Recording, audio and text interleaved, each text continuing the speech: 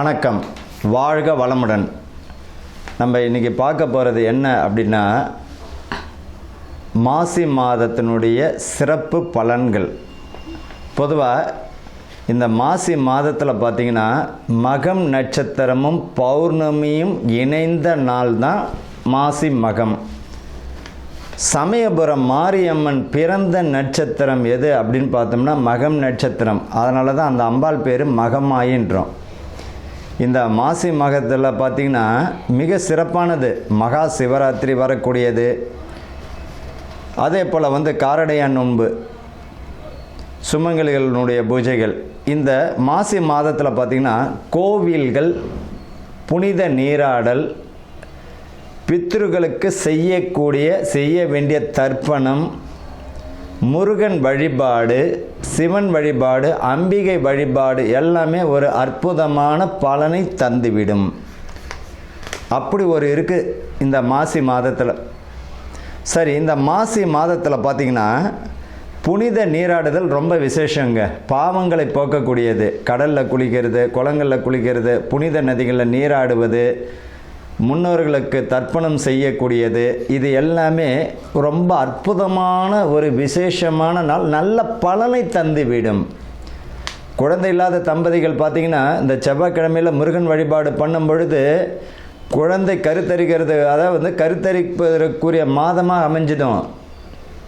இந்த மாசி மகத்தில் பார்த்திங்கன்னா சமயபுரம் மாரியம்மன் வழிபாடு செய்வதும் மிக, உங்கள் வீட்டுக்கு பக்கத்தில் மாரியம்மன் இருக்குன்னா அந்த அம்பாளுக்கு மாவிளக்கு ஏற்றி வைப்பதோ, அர்ச்சனை செய்வது, அந்த அம்பாளுக்கு எலுமிச்சை மாலை போடுவது மிக சிறப்பான ஒரு பலனை தந்துவிடும். பொதுவாக இந்த எலுமிச்சை மாலைன்னு தான் ஒன்று ஞாபகம் வருது. தயவு செய்து பார்த்திங்கன்னா இந்த ஊசியில் கோத்த பழத்தை தயவு செஞ்சு இந்த சில கோயில்களில் கொடுக்கறது ஒரு வழக்கமாக வச்சுப்பாங்க.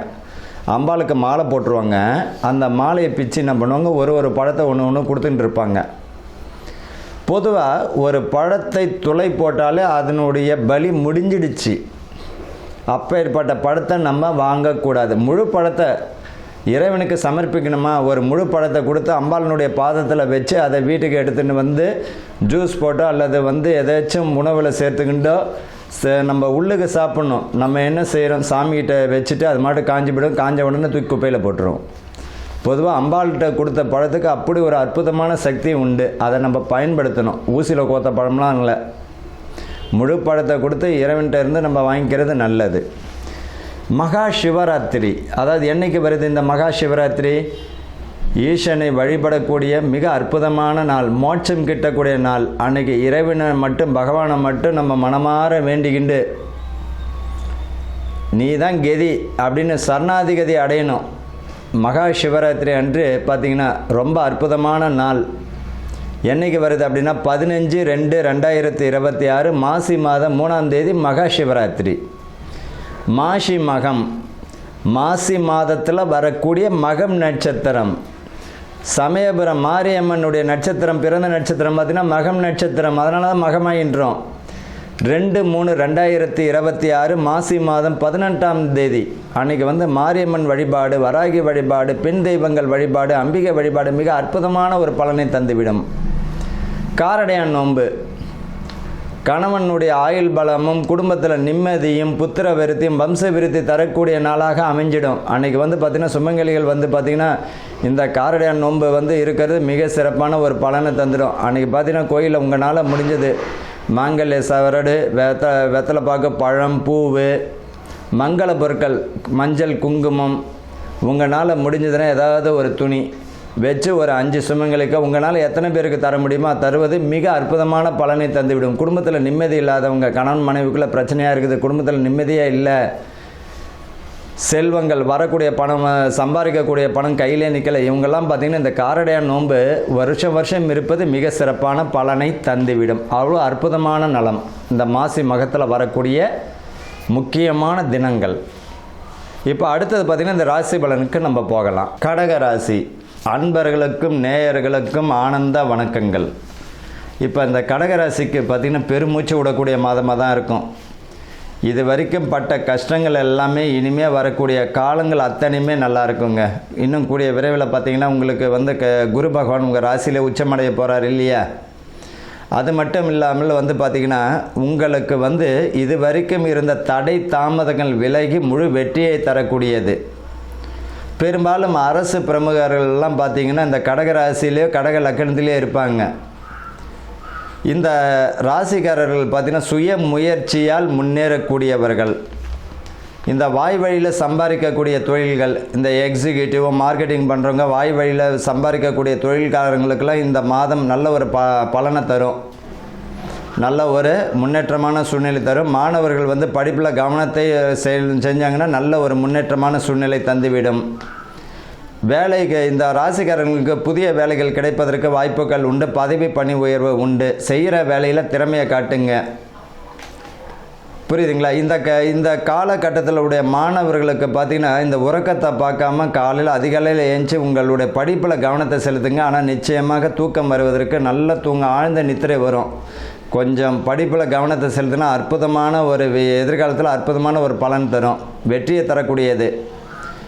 உத்தியோகத்தில் பதவி பணி உயர்வு உண்டு. அதே போல் இதுவரைக்கும் தடை தாமதங்கள் இருந்த குழந்தை பாக்கியங்கள் இந்த மாதம் கருத்தரிப்பதற்கு வாய்ப்புகள் உண்டு. இவர்களை பொறுத்த வரைக்கும் இந்த ராசிக்காரர்களுக்கு பார்த்தீங்கன்னா தலை சம்பந்தப்பட்டது கழுத்து, வயிறு, முட்டி சம்பந்தப்பட்ட பிரச்சனைகள் வருவதற்கு வாய்ப்புகள் உண்டு.